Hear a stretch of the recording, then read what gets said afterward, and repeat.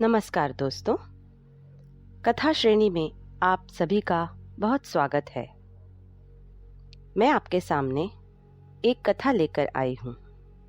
अगर आपको ये कहानी पसंद आई तो ज़रूर लाइक बटन दबाना, हमारे इस चैनल को सब्सक्राइब करना और बेल आइकन भी क्लिक करना ना भूलना। आपका ज़्यादा समय ना लेते हुए मैं आज की कहानी की शुरुआत करती हूँ। आज की कहानी का शीर्षक है कहानी दो बहुओं की। नीतू को तारीफ शब्द पता ही नहीं था। घर के सारे काम वह एकदम सही सही करती थी।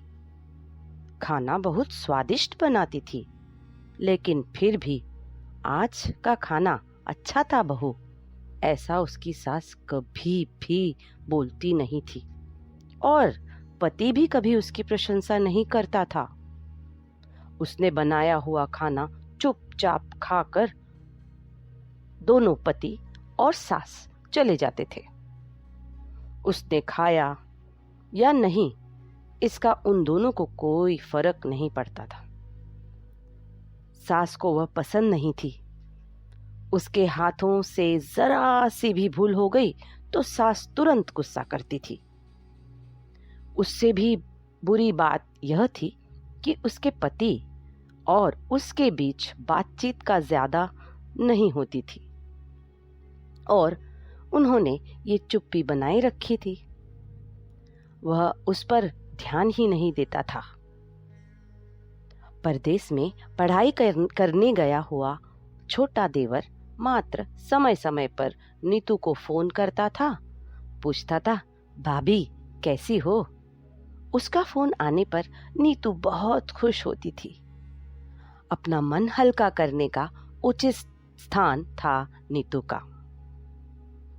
कुछ ही दिनों में देवर की पढ़ाई खत्म हो गई और वह घर आया। थोड़े समय के भीतर उसे एक अच्छी नौकरी भी मिल गई। नीतू को बहुत आनंद हुआ। नौकरी लग जाने के बाद उसकी सास अपने छोटे बेटे की शादी के लिए बातचीत करने लगी, पर देवर को एक भी लड़की पसंद नहीं आती थी। इसने ही बोला होगा उसे मना करने को सोचकर सास नीतू को ही दोष दे रही थी। नीतू को चिंतित देखकर देवर ने अपनी माँ से कहा, मैं एक लड़की से बहुत प्यार करता हूँ, मैं उसी से ही शादी करूंगा। उसने जिद की। देवर जी, यह बात पहले बतानी चाहिए थी ना। नीतू ने यह बात अपने पति के कान पर डाली। इस बात पर उसने थोड़ी किटपिट की, लेकिन लड़की देखकर वह भी तैयार हो गया। सवाल बचा सास का।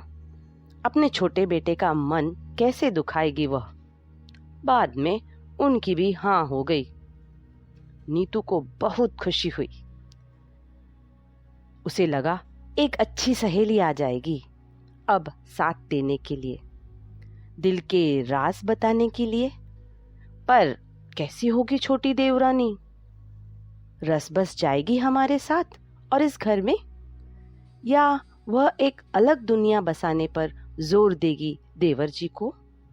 इस विचार में से थोड़ा टेंशन में आ गई नीतू। कुछ दिनों बाद नीतू की छोटी देवरानी चौखट लांग कर घर में आई।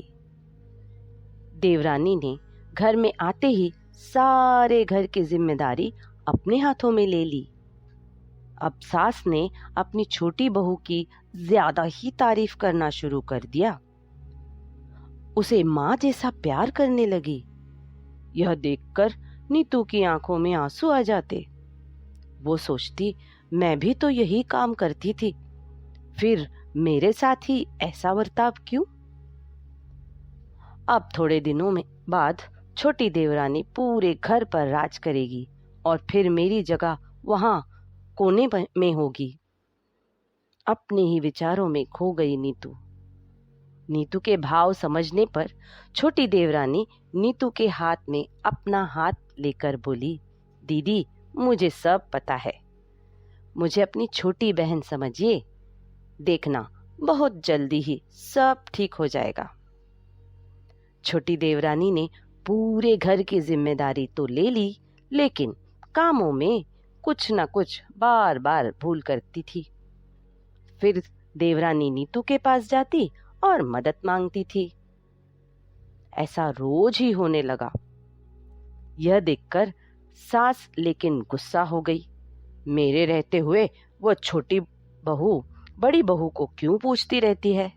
फिर सास भी रसोई घर में आकर 4 काम शुरू करने लगी। धीरे धीरे वह छोटी बहू के साथ साथ अनजाने में बड़ी बहू से भी प्यार से बर्ताव करने लगी। प्यार से बोलने लगी, नए पदार्थ दोनों को सिखाने लगी, भूल समझ कर समझाने लगी। अब सास और दोनों बहुओं में अच्छी दोस्ती हो गई। इस वजह से बड़ी बहू का स्वभाव भी अच्छा होने लगा। उसके स्वभाव में खुलापन आ गया।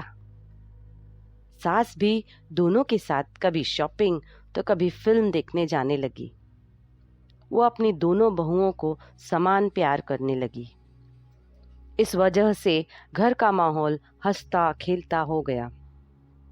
इसके अलावा अपने भाई और उसकी पत्नी की बॉन्डिंग देखकर नीतू का पति भी उसके साथ अच्छा व्यवहार करने लगा।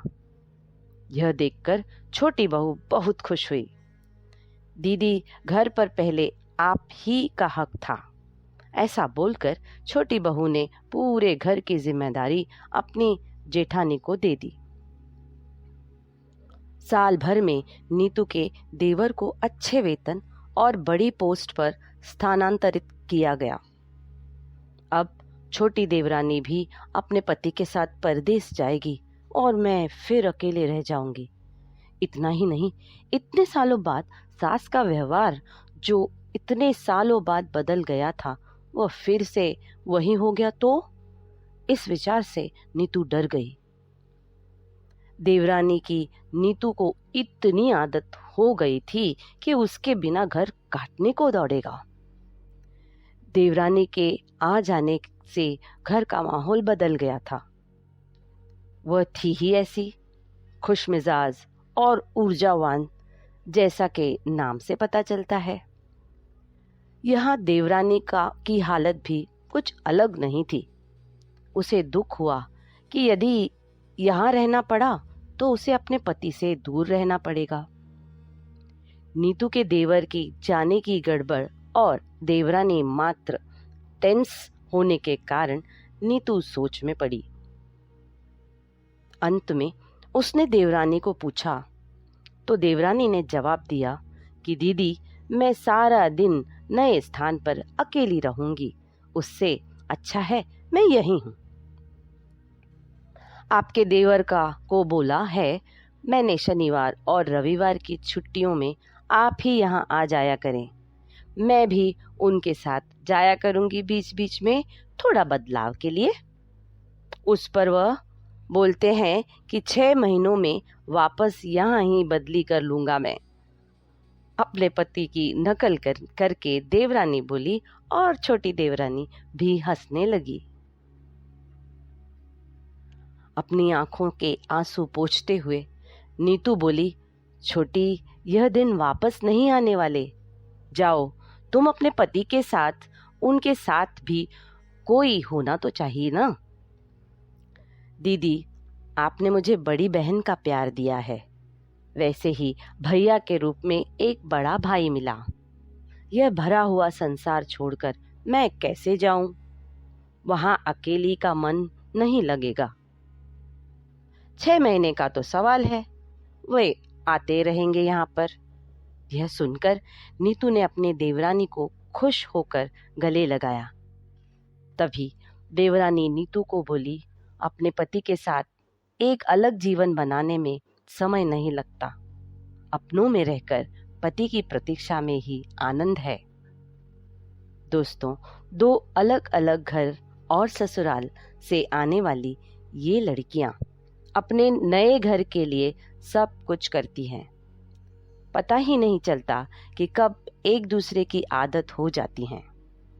सच में देवरानी जेठानी का रिश्ता बहनों से कम नहीं होता। तो दोस्तों, कैसी लगी हमारी आज की ये कहानी? उम्मीद है आपको ज़रूर पसंद आई होगी। कृपया जल्द से जल्द चैनल को सब्सक्राइब करें और बेल आइकन बटन पर क्लिक ज़रूर करें। हमें आपका हमेशा इंतज़ार रहेगा। धन्यवाद।